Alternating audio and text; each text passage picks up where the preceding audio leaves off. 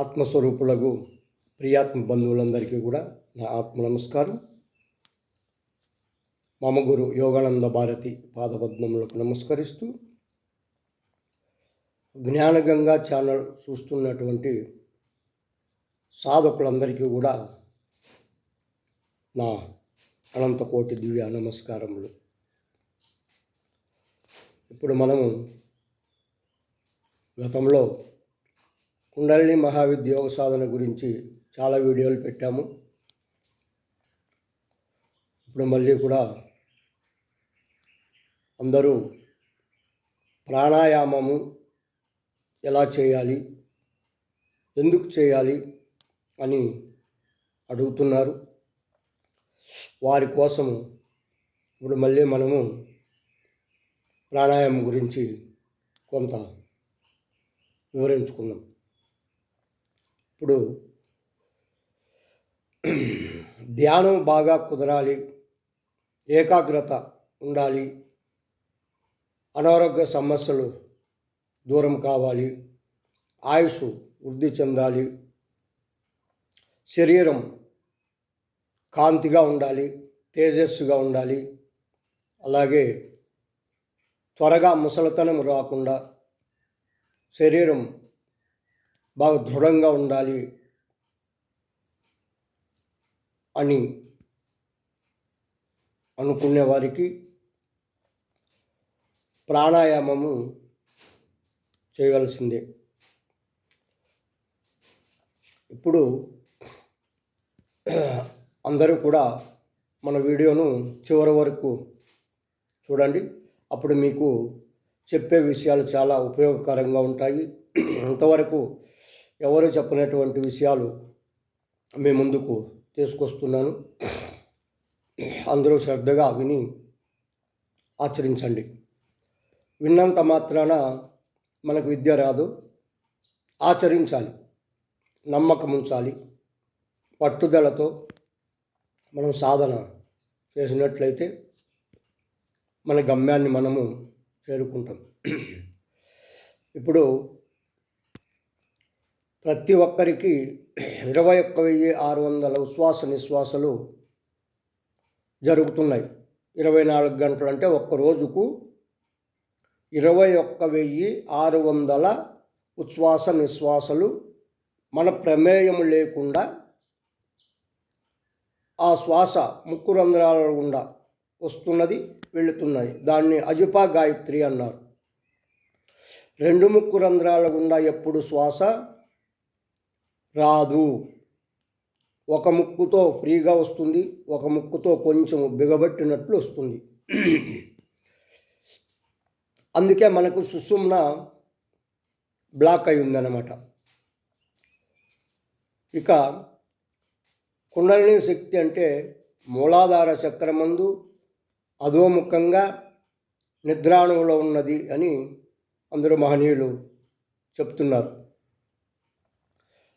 అది నిద్ర నుండి మేల్కొని షట్చక్రాలు దాటుతూ సహస్రారానికి రావాలి అంటే మనము మొట్టమొదటిగా యమనియమాలు, అలాగే ప్రాణాయామము, అలాగే సాత్విక ఆహారము తీసుకుంటూ మనము అభ్యాసం చేసినట్లయితే మనకు ఉపయోగంగా ఉంటుందన్నమాట. ఇప్పుడు ఆహారం ఎలా తీసుకోవాలి? మొట్టమొదట ప్రారంభంలో సాధన చేసేవాళ్ళు ఏ ఆహారంతో సాధన చేస్తే త్వరగా మనకు సుషుమ్న నాడి ఓపెన్ అవుతుందో దాని గురించి ఇప్పుడు ఆహారం గురించి తెలుసుకుందాం. ప్రారంభంలో సాధకులు సాత్విక ఆహారం అంటే పాలు, పండ్లు, అన్నము, నెయ్యి ఇలాంటివి భుజించినట్లయితే వారికి త్వరగా నాడీ మండలము 72,000 నాళ్ళు శుద్ధి జరుగుతాయి. అప్పుడు సుషుమ్న కూడా ఓపెన్ అవుతుందన్నమాట. దానికి ముఖ్యంగా మనం చేయవలసింది నాడీ శుద్ధి ప్రాణాయామం. నాడీ శుద్ధి ప్రాణాయామము ఎందుకు చేయాలి? ఆ నాడీ శుద్ధి ప్రాణాయామం వల్ల 72,000 నాడులు ఎలా శుద్ధి జరుగుతాయి అనే దాని గురించి తెలుసుకుందాము. ఇప్పుడు మనకు కుడివైపు ఏమో సూర్యనాడి, ఎడమవైపు ఏమో చంద్రనాడి. దాని మధ్యలో అంటే మూలాధార చక్రం దగ్గర నుండి వెన్నుపూసలో మనకు సుషుమ్న నాడి అనేది ఉంటుందన్నమాట. అది ఎలా ఉంటుందంటే చాలా సూక్ష్మాతి సూక్ష్మంగా ఉంటుంది. 72,000 నాడుల్లో ముఖ్యమైనవి 3 నాడులు అన్నారు. ఇడానాడి అంటే ఎడమవైపు ఉన్నది ఇడానాడి, ఇది చంద్రుడి అధిపతి. కుడివైపు ఉన్నది పింగళ నాడి, ఇది సూర్యుడి అధిపతి.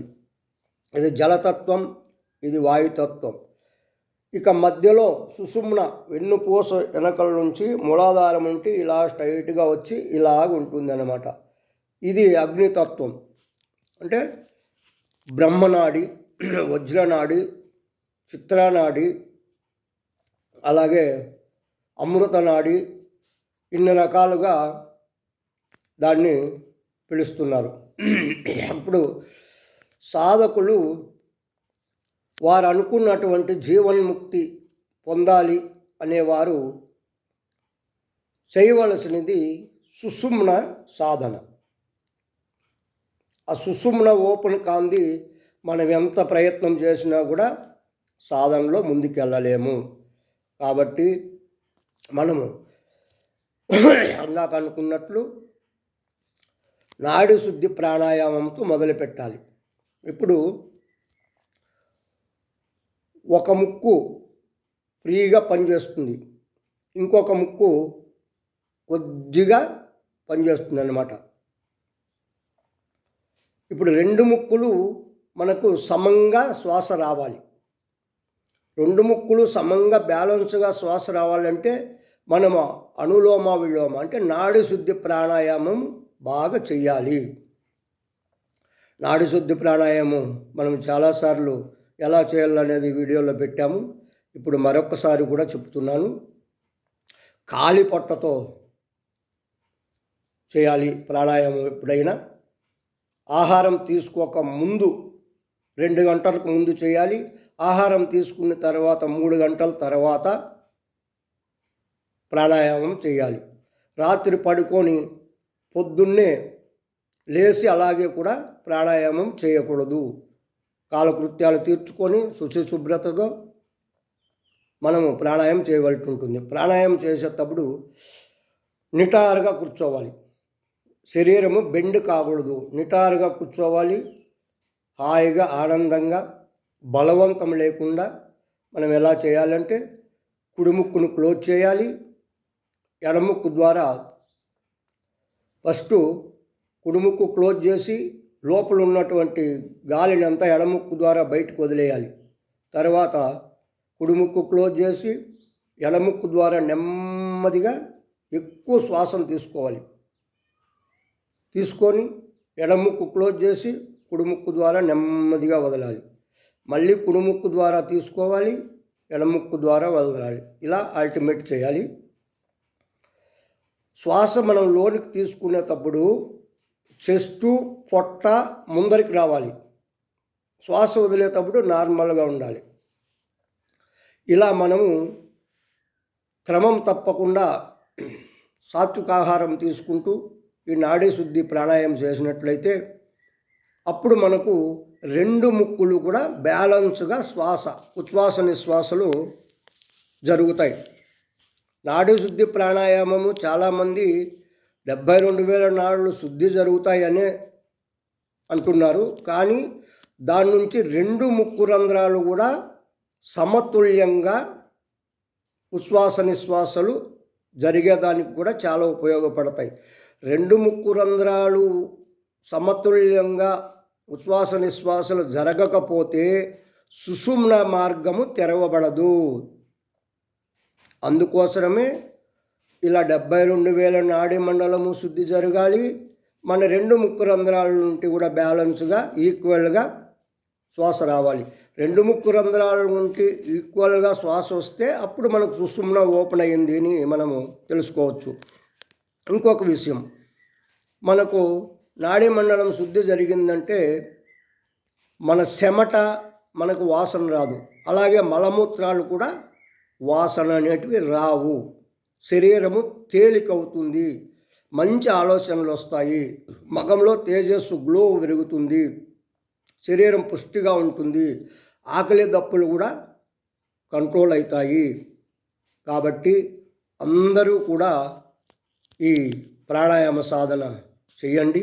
నిటారుగానే ఉండాలి, ఖాళీ పొట్టతోనే చేయాలి.